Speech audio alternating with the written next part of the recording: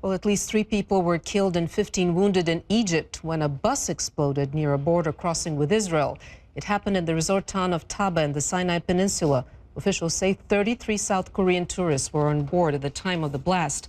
Journalist Ashraf Khalil is joining us now live from CNN Cairo with more details. So, Ashraf, what can you tell us about the blast?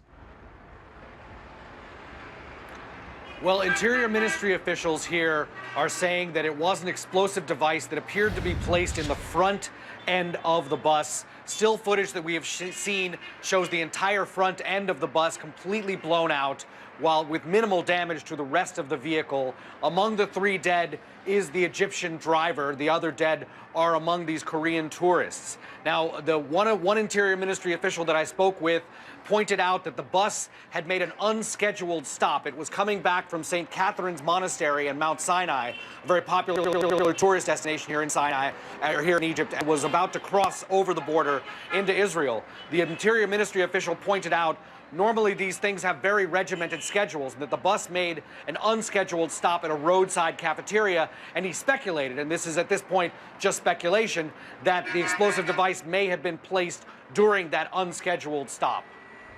And Ashraf, this area is very restive. We've seen a resurgence of Islamic militants in that area, but usually we hear of security forces being targeted.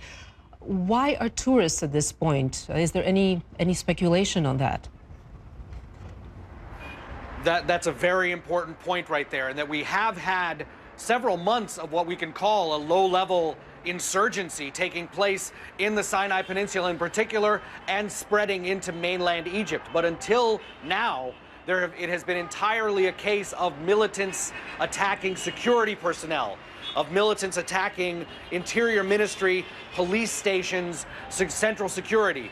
This is the first time in several years, really since before the revolution, that we have seen an attack against tourists, against civilians. And this possibly signals a very dangerous new page in this conflict in Egypt, in this Egyptian insurgency.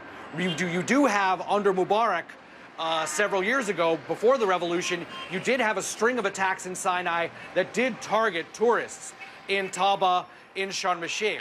But this is really the first time in years that any attack has targeted civilians. And if this really is the beginning of a new phase of this conflict, it really is a very disturbing harbinger of what may be to come in Egypt.